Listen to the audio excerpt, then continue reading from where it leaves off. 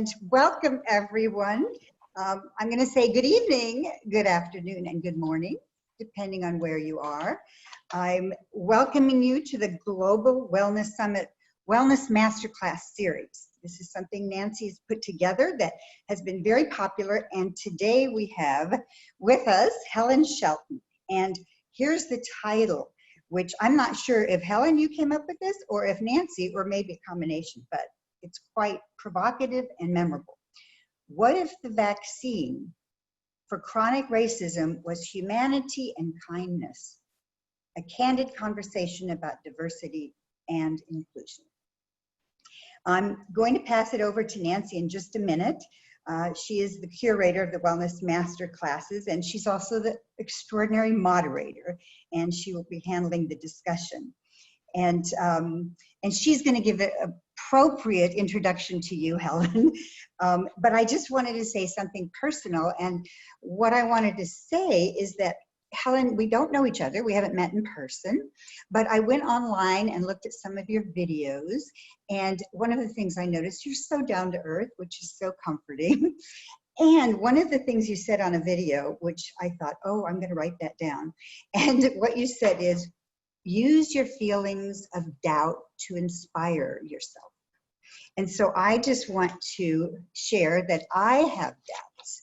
And I have doubts about the best way to introduce and discuss the topic of diversity, inclusion, racial injustice.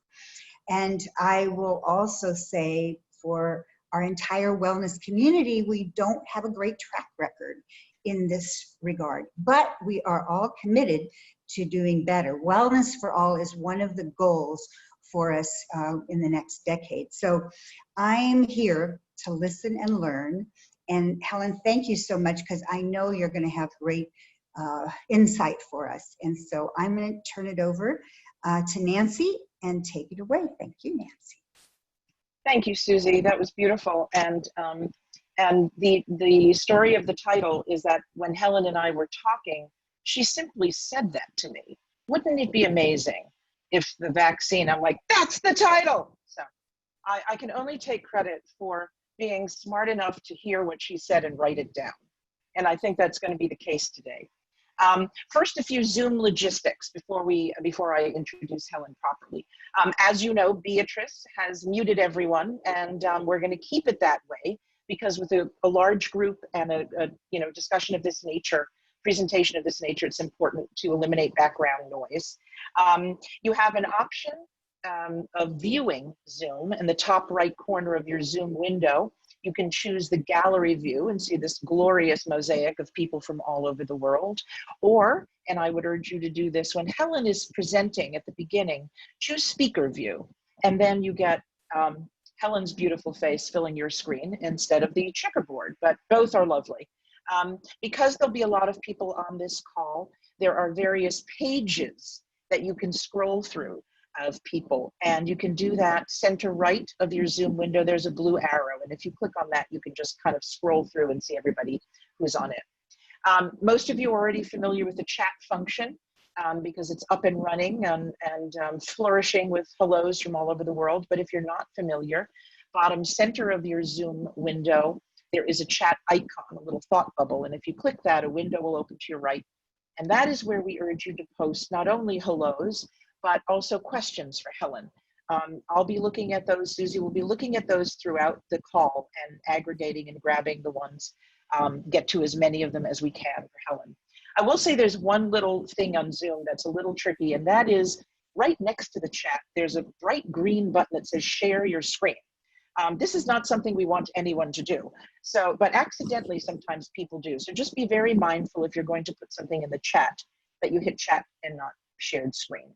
Much appreciated, thank you. Now, it's an absolute pleasure to introduce Helen Shelton. Helen is best described as a person who's made a career of making a difference. She's got over 20 years as a communications strategist and unwavering diversity advocate. She's a senior partner at Finn Partners, and Helen oversees the agency's Actions Speak Louder program, while also developing consumer engaging campaigns for clients. building strategic alliances for client brands to achieve tangible results. And I think that is something that is underscored. That's a hallmark of her communications career. Her relationships, all fostered for the greater good, include some of the most iconic figures in the arts, music, entertainment, and media. Helen has led creative teams to many awards, including a PR Week Multicultural Marketing Campaign of the Year award. And she's been named one of the 25 most influential Black women in business by the Network Journal magazine. Her resume, as you might imagine, would take a very long time to read, so we'll include it in our follow-up email. But suffice it to say that Helen Shelton is a force of nature and a force for good. She is at heart an educator and a champion of diversity. Clarity and authenticity, two words she used frequently when we spoke, are among the many arrows in her quiver, and I could not be prouder than to have Helen lead our Wellness Masterclass today. She's going to share her thoughts, some interesting statistics, a little of her creativity, and then we'll get to your questions. Helen? You have to unmute bottom left. Yes. There you go. All right. I don't know what I'm doing with this. So, That's okay. Okay. Are you ready for your slides? Yes, I'm ready for the slides. Thank you so much. Beatrice is going to do that for you.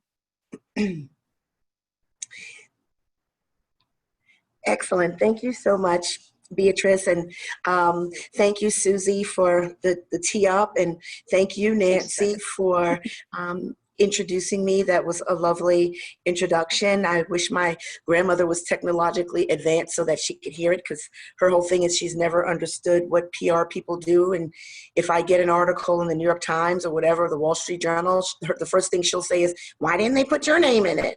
So the reality is that that was lovely. And so I would love to be able to share this with her. Anyway, with that being said, thank you all for participating in this talk this morning. I really want to get into the notion of how humanity and kindness can play a role in diversity and inclusion. So next slide, Beatrice, please. Trying to figure out how to get rid of this view here. Good, great.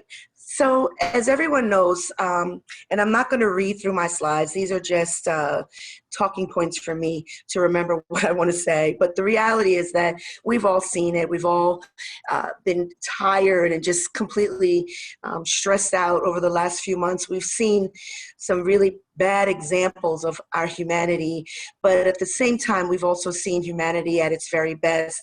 And the lurid truth around systemic racism and brutality has really been at the forefront.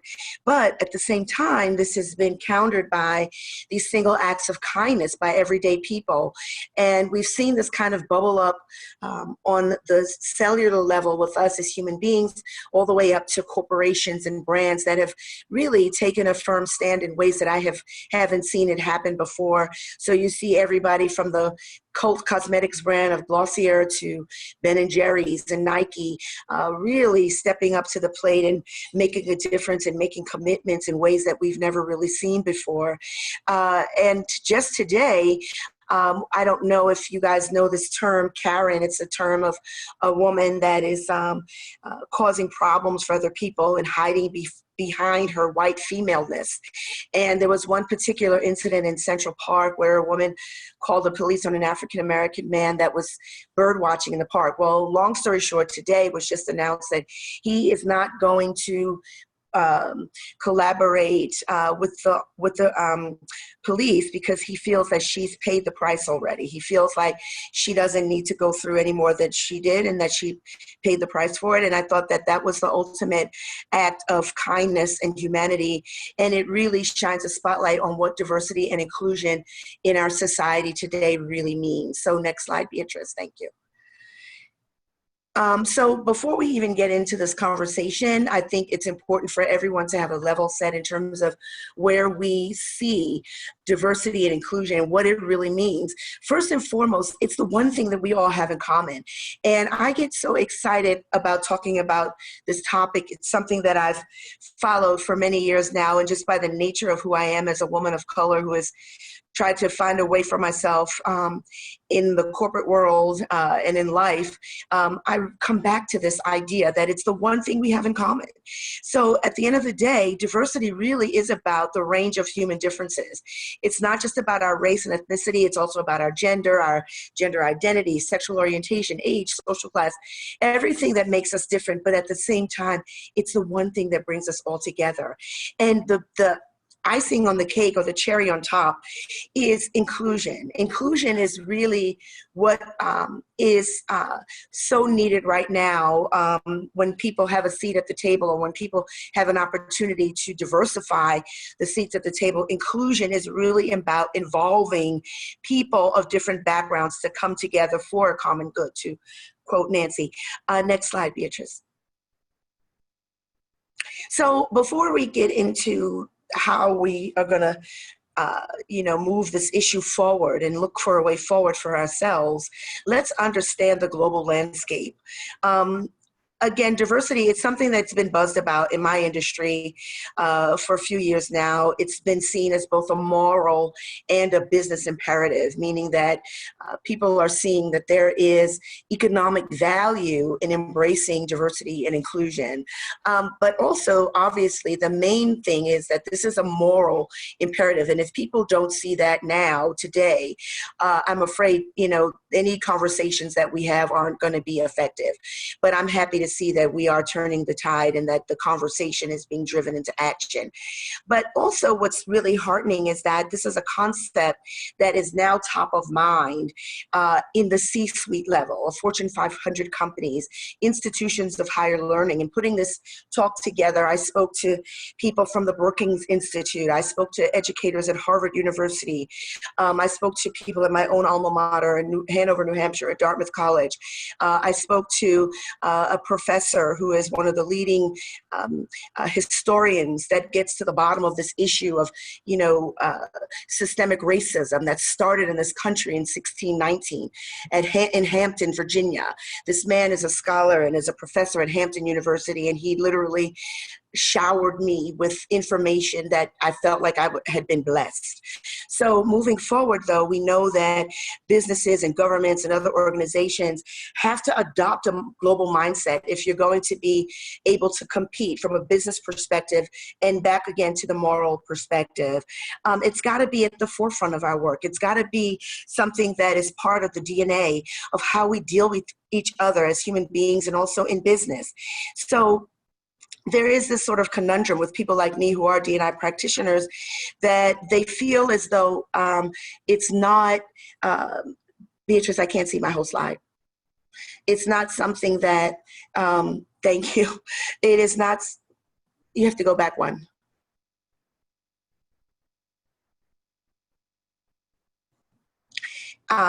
It's not something that is easy to grasp. And it's something that we don't need to feel guilty about if we don't have all the answers, but at least it is something that's top of mind. Next slide, please. So, okay, that was kind of an overview, but now let's look at the numbers. And I'm not going to read all of these, but the reality is that the world population is at 7.7 billion. That's a lot of people. And between now and 2050, that number will increase by 20%. This is all to say that we have got to figure out a way, and we have got to make this vaccine work. As we look at the global population, though, I do want to point out that Europe and Asia, the aging is really rapid, and Africa is really home to the world's largest youth population. So it's kind of ironic that the cradle of civilization will, in a few years, be leading the charge in terms of a global population and people that'll be in a position to drive change and drive the world, really. And also something to note is that the fertility rates in the United States have dropped significantly, and they're at their lowest levels in recorded history. The early estimates show that by 2050, India will actually surpass China as the world's most populous country with an estimated 1.67 billion people.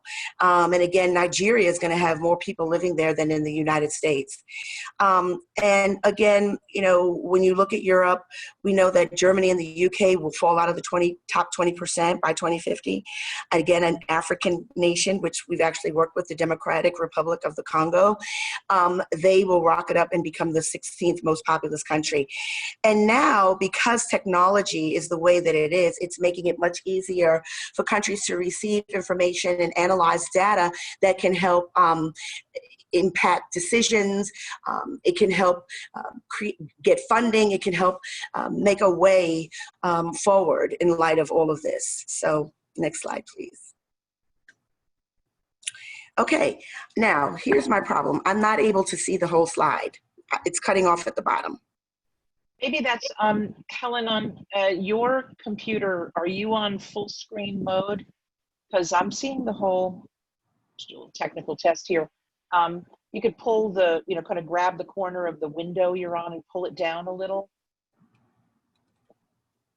Oh, there it is. Great, thank you. Sure. Now it's kind of small. Now I can't see it all the way. Okay, so great. Okay, so this is the next slide. I'm sorry, you guys. So the U.S. population growth is driven only by minorities, and the white population is declining for the first time in our history. So that's something to take note of. And again, according to the Brookings Institute report, our population grew by 19.5 million. And the data shows that 80% of the population identified as white in 1980. But by 2000, that had dropped to 69.1, and as of last year, it was estimated to stand at 60.1%.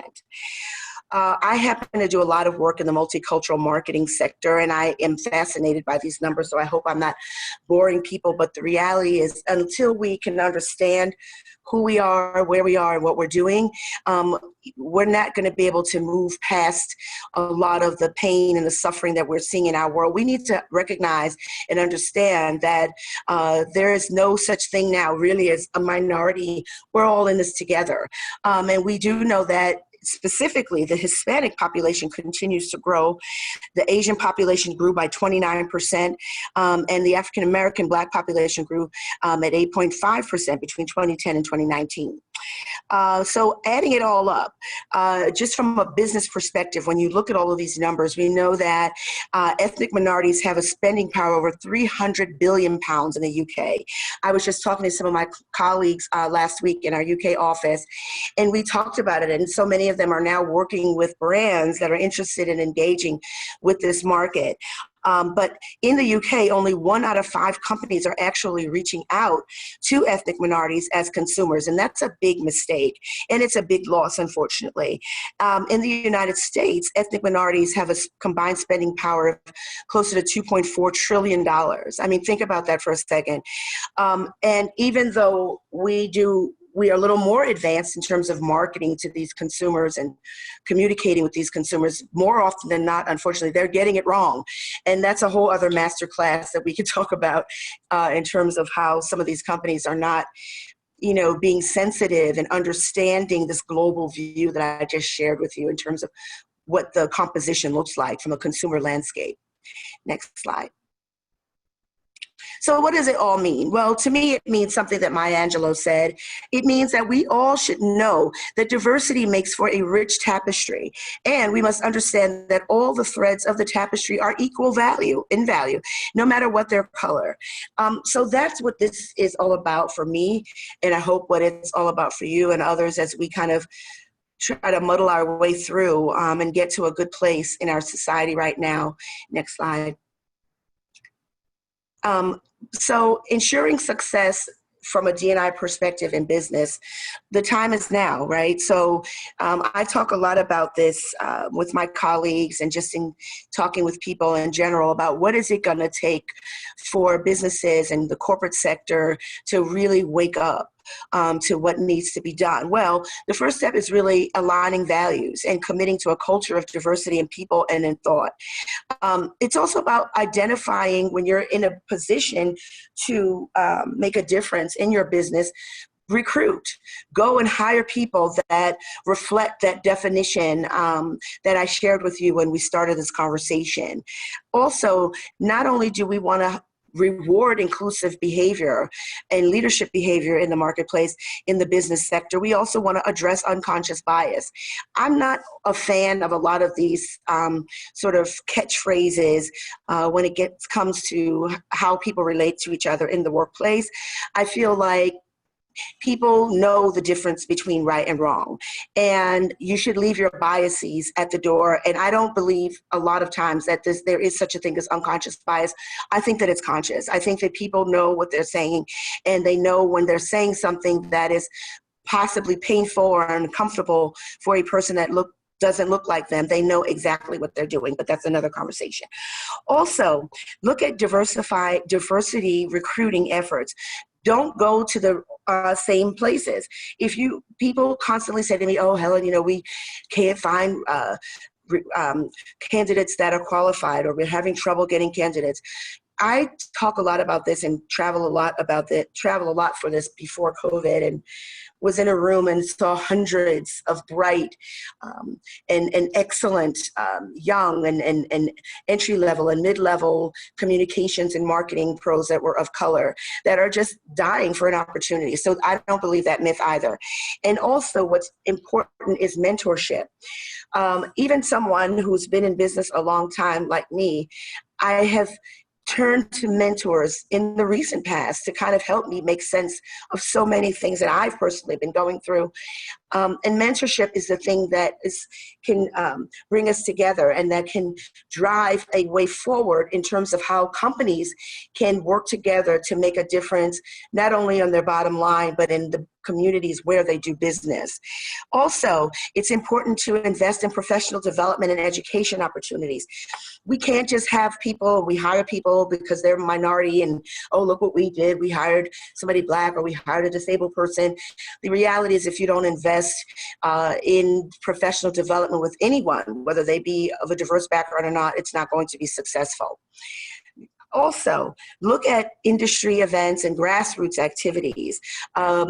Community and civic engagement is something that we are looking at the firm that I work at Finn Partners, as a way of not just obviously a business perspective, but how as a business can we impact communities and empower our colleagues and staff to be part of a dialogue in these communities. So civic engagement, getting out and doing grassroots activities, is another way to ensure D&I success. And lastly, something that I've been reading about is this idea of a compassion mindset. If people could literally just look at things from someone else's perspective and not always be so willing to jump or be on the attack. If we look at things from a compassion mindset of where people are coming from, and you don't need to know someone's history or genealogy to know that, but just know that if we're coming from a place of compassion, we can be successful. Next slide, Beatrice. So now is the time. How do we ensure D&I success in life? Now, if I had the answer to this, I would be happy. But I do know that Howard Zinn said something that inspires me. And he said that we don't have to engage in grand, heroic actions to participate in the process of change. Small acts, when multiplied by millions of people, can transform the world. And that is something that I have been literally meditating on, especially this week. Next slide, Beatrice. So, okay. In other words, I purposely put this together, really. Daisy, who works with me, she was able to make it look nice. But there are really 5 things that we can do as a people to help ensure D&I success in our lives. 1 is respect the rights, differences, and dignity of other people. It sounds like it's so pedantic and like, oh my God, what is she saying? We already know this, but people don't do that. I find now that we live in this technological, digital society where human interaction is put out in color at a rapid pace. We see that doesn't always happen, but we're also seeing that it does.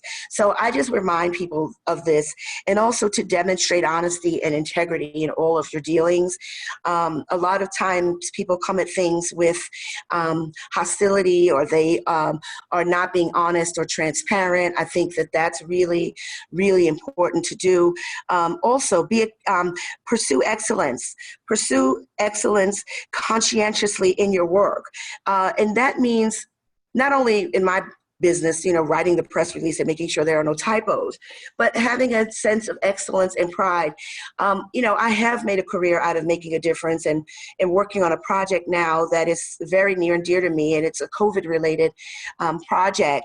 And this idea of being conscientious in my work, I have to be, because if I'm not, then it can make the difference between getting some information out there in a way that may not have a good result. I'm trying to encourage people, Black people, people of color, brown people, Latino people, to wash their hands, to take the safety protocols around COVID. And if I wasn't conscientious, and if the team wasn't conscientious, we could miss the mark. And then also be accountable for your actions and be accountable for how you conduct yourselves in the community.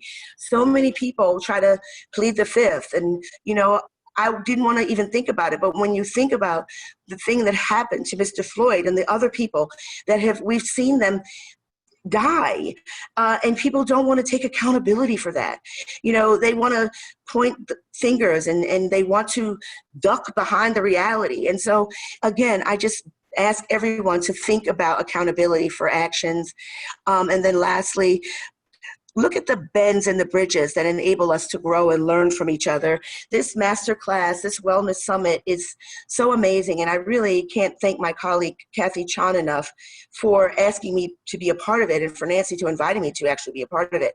This is a bridge, and it's something that we can all be very proud of what we are building together in our daily lives, in our work. And it's something that I think is a step in the right direction. So I think that's it. Next slide. So in conclusion, the vaccine.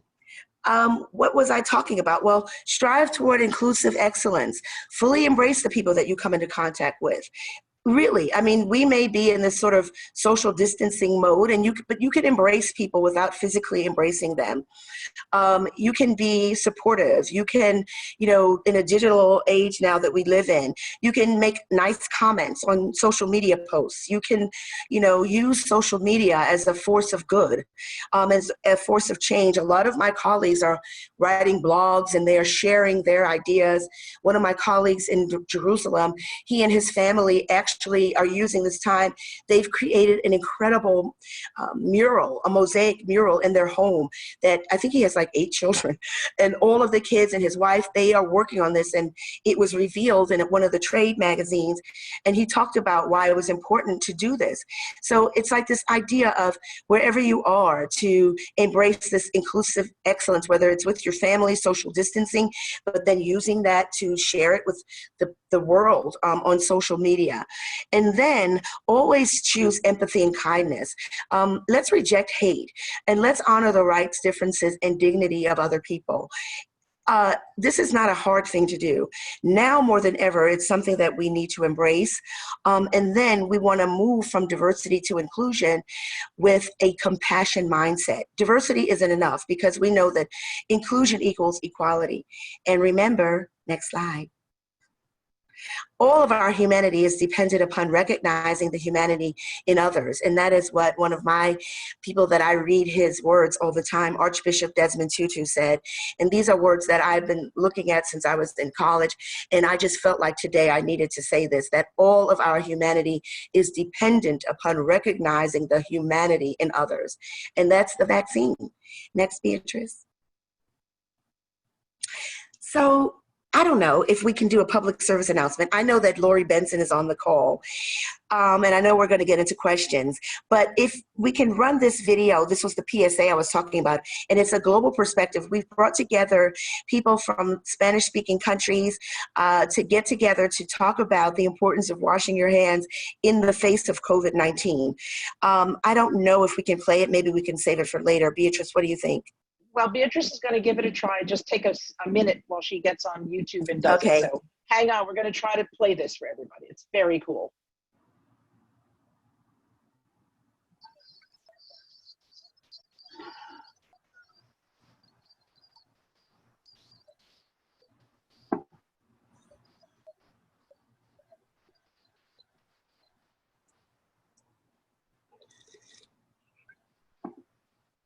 Is it coming up, Beatrice?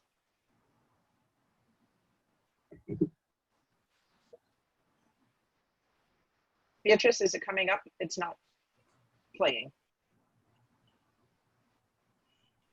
What is I think it? you have to do a second share. Oh, you don't see it? Nope. Oh, apologies. Yeah. Stop this share and then reshare. and Hang on, share. everyone. It's worth waiting for. Thank you. Do you see it now? Yes. Yes. Now we can play it. Sorry. Okay. Maybe start from the beginning Yep. And hit play. and make it big.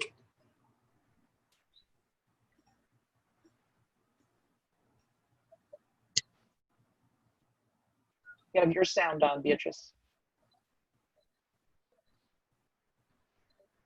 This is often the thing with Zoom, is that it's very difficult to get Yeah. the volume. Here we go. Get it? I have it on 100%. My Yeah. volume. You don't hear it? Nope. Oh. Maybe we Okay. share it then with the We can do it as a follow-up. yeah. We will send it as a follow-up, and I'm going to ask whether or not, Helen, it's okay if we share your slides as well. I know people were taking notes, and there's so much information. Absolutely. And also, just to say, in terms of the video, if everyone could take a look at it and go to YouTube and share it on your social. I'm also want to send you, Nancy, because this is a global audience. I would love to share the social guidelines and information so that we can take this thing viral. We actually launched the first video, which was an English speak song, in April. And to date, we've gotten over 100 million media impressions and over 2 million people have seen the video. And we could not do it without, So, and it's so vital. Amazing. Lori said that when Beatrice shares her screen, there's a small checkbox to share your sound in the left corner.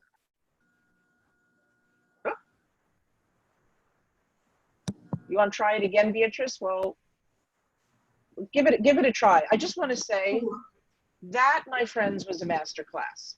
While Beatrice figures out the technology, if you can, that was incredible, Helen. So much information, and really, really moving and powerful. Thank you. I don't see a share sound setting. Oh. A small checkbox, share her sound in the left Would that corner. be on YouTube or would it be in Zoom? Okay, well, you know what? I don't know, Lori, it's muted. are you able to share? If you have it working and you could share it, let us know. And if not, we'll keep going on and we'll, for sure send that to somebody, to everybody on follow up. Helen, tell us about that though. How did that come about as a video? Who was the client? How did you put that together? What was the creative? It's so funny how the universe works. So a college buddy, like my dearest friend in the world, Melinda Gould, she and I were college girls together, along with another friend, Patty Doikos. And Melinda called me, and she's on the advisory board of this organization called Hip Hop Public Health. She knew that I'd done a lot of work in the music space and entertainment, and told me that they were launching this public service campaign to get people, young people, people of color in particular, to engage with the safety protocols around COVID. And then she called our friend Patty, who happens to be the president of the Bristol-Myers Squibb Foundation. And here we were all girls together in college, rowing crew and everything else. And Patty played lacrosse. But anyway, and so Patty decided to fund this initiative, not because we were girls and best friends at Dartmouth, but because it was such a vital thing. I had a call that Melinda facilitated with Lori Rose Benson, who is the executive director and CEO of Hip Hop Public Health. This organization was co-founded by the iconic rapper Dougie Fresh and Dr. Olajide Williams, who is the chief neurologist at Columbia Presbyterian. He's a genius. And they realized that cultural references and cultural information, culturally relevant information was missing when it came to reaching minority audiences about health. And so they decided 15 years ago to create Hip Hop Public Health. They've done all kinds of special initiatives and content to get people to rally around health issues like stroke, hypertension, childhood obesity, diabetes. So fast forward to early April 2nd, I had a call with Lori and Melinda. April 14th, we went out and announced this campaign, and it just became viral. We got so much support from the media community, from influencers, and it became part of our global cultural fabric, and it resonated. We had, mega churches in Harlem and everywhere sharing this out to their congregation virtually. It was just huge. So, but as successful as we were with that, the numbers keep spiking, particularly in the Latino population. So Dougie Fresh and Lori and Dr. Williams, they were like, you know what, we need to address this. So Doug produced and wrote the song with a DJ named DJ Ted Smooth. He's the king of the Latin beats. He came up with this song. It's incredible. And it launched on July 1st. Already, my team, we were able to get it picked up by FA, which is the big Spanish language news agency, fourth only after Thomson Reuters, Agence France, and the Associated Press. And it just has become a movement. And we're in the throes of it now. And that's just an example of how we were able to take a issue and make it a global crisis turn into a way to make a difference. And Lori has it ready to play. So I think this would be, and she's got the native file, so it'll be even better than YouTube, according to Lori. So Beatrice, Lori has permission to share. Here she comes.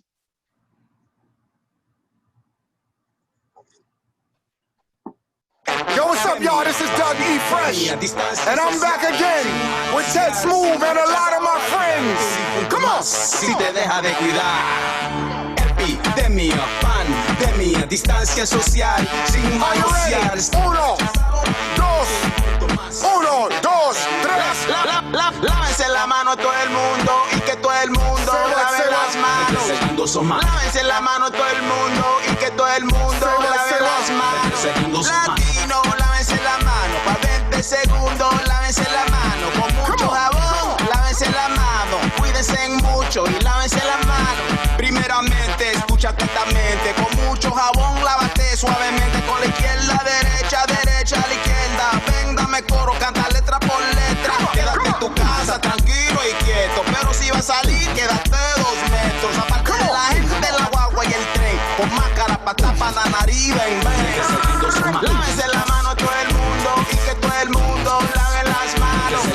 Lávense la mano a todo el mundo y que todo el mundo lave las manos. Lávense la mano a todo el mundo y que todo el mundo lave las manos. Lávense la mano a todo el mundo y que todo el mundo lave las manos. Esto lo hice para todos mis latinos. Vamos a salir de esto unidos, la boca cubrirnos cuando salimos para cuidar a nuestro vecino. Lava tu mano cuando llegues a casa, cuidado con quien tú abrazas. Hay que mantener la distancia, proteger la raza. Todos juntos, quédate en tu casa y seguimos bien positivo. De todo esto verán que salimos. Bailan este ritmo, todos mis latinos. Escuchan el himno, escuchan el himno. Lávate las manos para vivir, ponte la máscara para salir. Lávate las manos para vivir, ponte la máscara para salir. Listen. Lávense las manos, cuídense ahora mis queridos hermanos. El Rey Todopoderoso está hablando. Grite santo, santo, santo. Yo nunca me voy a olvidar de este año.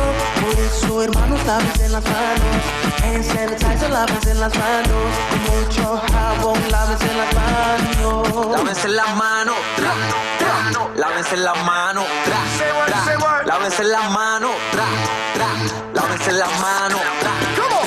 Lávense las manos, un saludo a todos mis latinos, que juntos vamos a vencer el coronavirus. Aquí no hay miedo, aquí no hay miedo. Nuestra raza es guerrera y el poder nosotros lo tenemos. Yo quiero a mis latinos con las manos arriba, con los hand sanitizer y la mascarilla. Sé que juntos lo vamos a lograr, que el virus ese del camino no lo vamos a sacar, yeah. Yo quiero a mis latinos con las manos arriba, con los hand sanitizer y la mascarilla. Sé que juntos lo vamos a lograr, aquí no hay miedo, ya mismo el virus se va. Once again, we do once again. Hip hop, public health. Take care of yourself and everybody else. All over. Panama, where you at? Puerto Rico, where you at? Mexico, where you at? Venezuela, where you at? Don't stop. Peru, where you at? Dominican Republic, where you at? Don't stop. Cuba, where you at? Costa Rica, where you at? Colombia, where you at? Honduras, where you at? Ecuador, where you at? Bolivia, where you at? Argentina, where you at? Nicaragua, where you at? El Barrio, where you at? Come on, save a life. What? I'm not sure hand washing has ever been that cool. You probably, I don't know if you're watching the chat light up, but people want to share this everywhere. And there are media people on this call and people who want to share it through publications and all over. So we will be sure, it's in the chat, but when we send a follow-up email, we will absolutely do it. Bravo, that is incredible. And Lori, thank you so much. Where's Lori on here? Lori, say hello, where are you? There you I'm right are. here. Thank you so much for sharing, Helen, and thank you for, for everyone sharing these very important health messages widely. We appreciate that. That's just an incredibly creative, also like super creative way to message something like that. It's just really, really powerful. We will all do our part to make sure that gets all over. Thank you so much, Absolutely. Nancy. Oh my God. Yeah, and this is, absolutely I've been in business a long time, but really working with Lori and the Hip Hop Public Health team has literally been a transformative moment for me. So, and our team. So it's just been amazing. And we are, to quote Dr. Williams, we are doing God's work. Fantastic. Well, we appreciate that you are, and we'll do our part, promise. I wonder if you could, Helen, give us a case study that's maybe a company that has done something in this time well, because I know you've referenced this before, companies like Ben & Jerry's and others, and maybe a company that has misstepped. Can you give us a just sort of back-to-back case studies? Absolutely. And again, another PSA for me. I actually was asked to write about this for PR News, and so anybody who wants to see that article. But the reality is that I always be in the follow-up. The reality is that, everyone is trying their best, so I don't judge anyone. I feel that any company that is allocating resources to address this issue should be commended, but there are those that have done a great job and those maybe who have missed the mark a little bit. I think the prize goes to Ben & Jerry's, not only because I'm a fan and I was educated in New England and spent a lot of time in Vermont at the factory, but the reality is that they actually, before all of this happened, they've been a company that has not ever shied away from being committed to social justice issues and racial discrimination. And they actually created a pledge to put an end to white supremacy. I mean, how deep is that? A company, a brand, a global brand doing something like that, and they came out strong with it. It wasn't like the CEO posted a message and was like, we really don't like this. We do not in any way support the violence. They came out with a strong statement. They have set out a plan to eradicate white supremacy, and they are a founding supporter of an organization called Stand Up for Racial Justice, SURJ. Yeah, Stand Up for Racial Justice. And it is almost all white people who have gotten together to say enough with the white supremacy. SURJ, you can create a chapter in your city, you can join a chapter in your city. And I'm so tired of people saying, well, we have to be politically correct. This is not about politics. It's about the vaccine of humanity and kindness. enough people are saying enough is enough. So Ben and Jerry's is putting corporate resources behind this effort. Now, again, like I said, I don't want to judge. And and another one, Emily Weiss, who's like my best friend in my head. She is the founder of the Glossier makeup company. And she's just amazing. And they have taken a stand where they can and where they live, which is what I was saying. So they are a beauty company. So guess what they're doing? They're going to help Black women and Black beauty businesses support them. So, because when you think about racism, it's not just about the protesting, which is so important.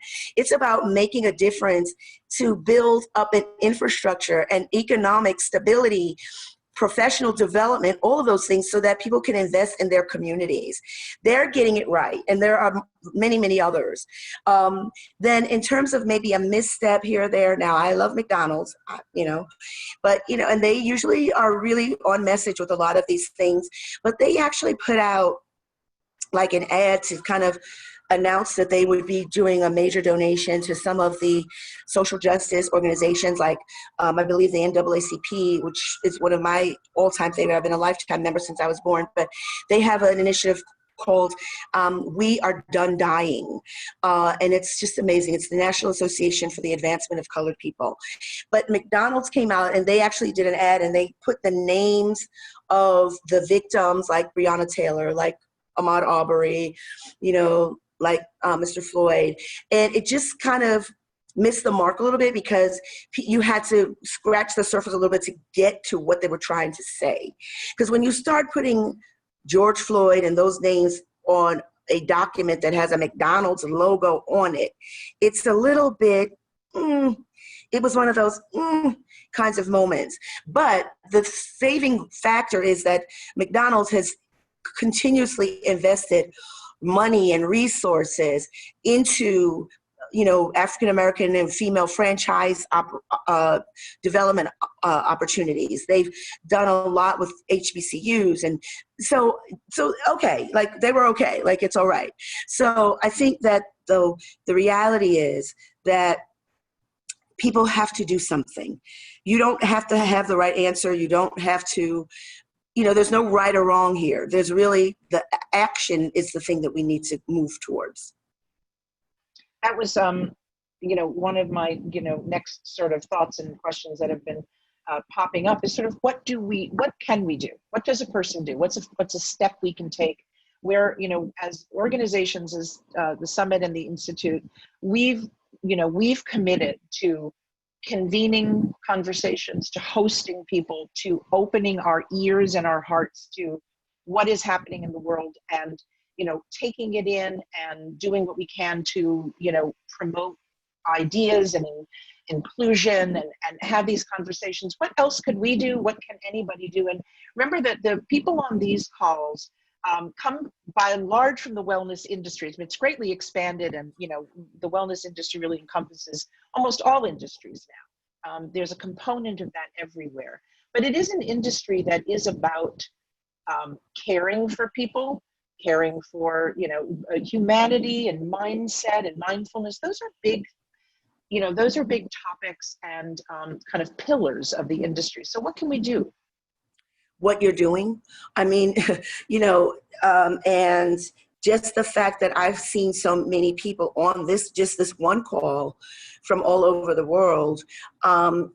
We had a conversation yesterday with a pharmaceutical company, and they are doing so many wonderful things already. You guys are doing a lot already. And also, it is as simple as just being kind to one another. I mean, that's the main thing. But if everyone could use their platform, no matter how big or small, to make some kind of a difference, and in doing so, it will have a collective effect. So what you just did in terms of sharing our video, that is an act of kindness and humanity, and potentially can help save someone's life. You have taken your Global Wellness Summit platform and are helping us to get the word out. And as a PR person, I don't have any shame to my game. Like, I'm always looking for ways to, how am I gonna, but this is serious. Like, this is like So if everyone, I don't care if you have 2 followers, I don't care if you sell hot dogs on the corner, do what you can, whether it is smiling at someone, or if somebody doesn't have the entire $1.62 for the hot dog, let them have the hot dog, whatever it is, because it's not about a big, like Mr. Zinn said, it's not about grandiose gestures. It's not about, if you can, like if you're Ben and Jerry's and you're Emily Weiss and you've got the resources, and McDonald's, yes, Nike, please use those dollars to do that. But it's falls on all of us, really, to do what we can where we are. And I never even thought about this when I do what I do. And so when you said that, I've made a career out of making a difference, actually that's kind of true, but that wasn't the intent. It's just, the way I was raised, the way I was brought up. So I feel like that's another part of it. If people can, a lot of this, I saw an image and I was thinking about like a provocative way to start this conversation. And I said to Daisy, I was like, oh, should I put a montage of images? And then I was like, no, nobody wants to look at that early in the morning. But there's an image that's now iconic of a woman and her children. And they were yelling at the Black Lives Matter protest. And the children couldn't have been more than 7 and 8. The hate in their eyes and in their faces, it took my breath away. And it reminded me of something that I saw in history books growing up, of when Ruby, what's the little girl's name? Ruby Johnson, I think when she integrated the schools in the South, and the children were looking at her with such hate. I was like, wow, we have a long way to go. So the other thing people can do is work with your children, young people that are in your circle, work with them, mentor them. One of my mentees, I have several, her name is Taylor Trevelyan. She's in our Chicago office. And she is my little buddy that works with me on our diversity programming. And she and I we wrote a blog about this subject. And as we talked about it, she was like, you know what, Helen, why don't we say that people should even do something so simple as learning to cook a dish that they may not have thought about. And I was like, Taylor, in its simplicity, there is so much grace in what you just said.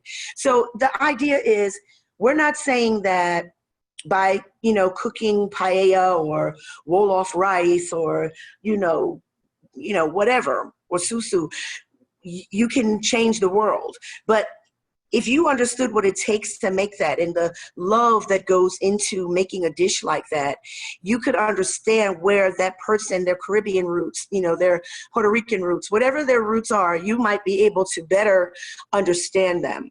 So that's really what it's about. I love that. And what about your passion for Italian cinema? Do you bring people together around Italian cinema? Well, I used to. Before BC, so I used to. And, but now, again, the digital age allows us to, I don't have to worry about getting everybody together and everybody looking at the TV. We can do Zoom parties and look at it on Netflix together or whatever. And so we are thinking about doing those things. And the other thing I want to say too is, again, and this is somebody that was kicking and screaming, I'm like, Beatrice, help me. I'm not a technology person, but the idea of taking these kinds of messages like this PSA, and we are actually going to be doing watch parties. We're going to be working with like the Universal Hip Hop Museum and others, the Hispanic PR Society, others, to take their members and watch together. And we'll have, Dr. Williams, we'll have experts that'll be there to answer questions. So it's this kind of granular activity that people can do. And I'm no expert. This is the only thing I know how to do. But the reality is that I feel like compelled to have these conversations because it's so sorely needed. Well, I'm not going to argue with you, but I think you're an expert at what you do. Could you just share with us your perspective? What keeps you up at night? What are you optimistic about? And anything you want to share personally and how you get through this time we're all in, this crazy time. I mean, you've called it I think a social pandemic. It's the other pandemic that is, as devastating and deadly as the virus. Talk a little about sort of the positive, negative. Is there a silver lining anywhere in all of this?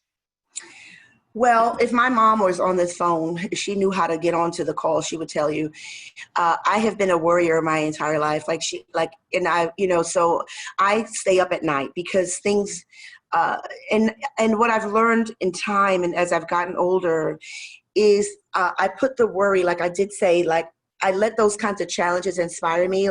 And so what keeps me up at night is finding the solutions that I need to find to be of service, not only in my work life, but in my personal life. I belong to several civic organizations, and, there are many issues that I'm dealing with and having to try to help sort through.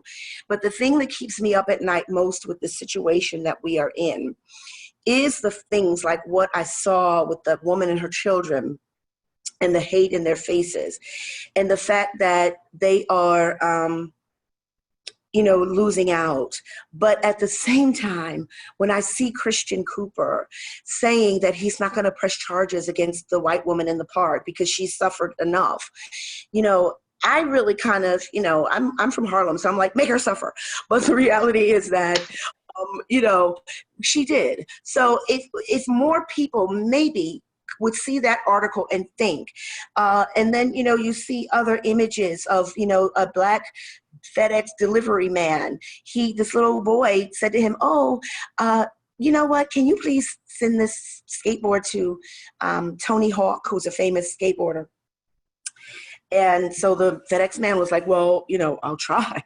But he used social media, TikTok, to reach out to Tony Hawk and said, listen, I have this kid on my route. He wants to give you this skateboard. So Tony was like, okay, send it to me.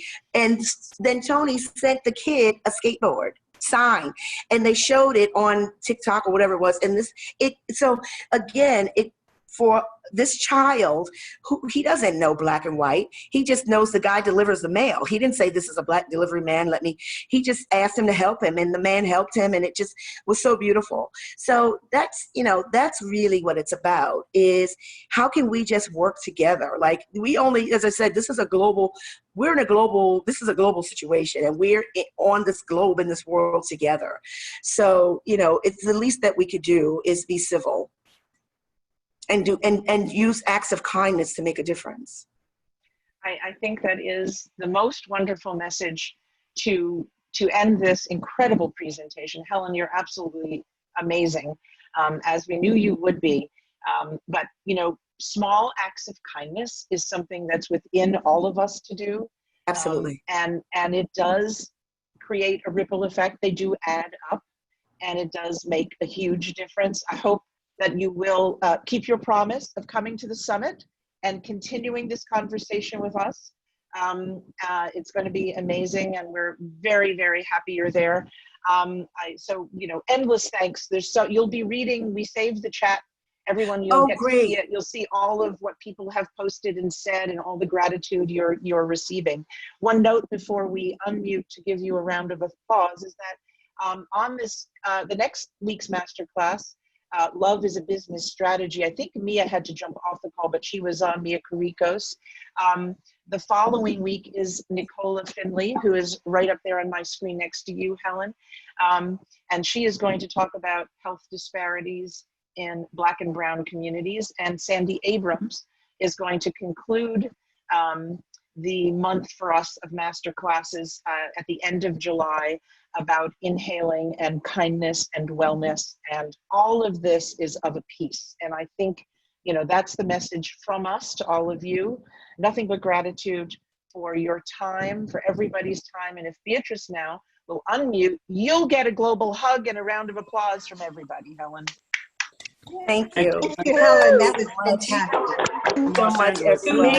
You're wonderful. Thank you, Helen. Bye. Thank Bye. you so much. Bye. So much, you guys. Wonderful. Thank you so much. Thank you. Thank you. Have an amazing day. Blessed. Thank you.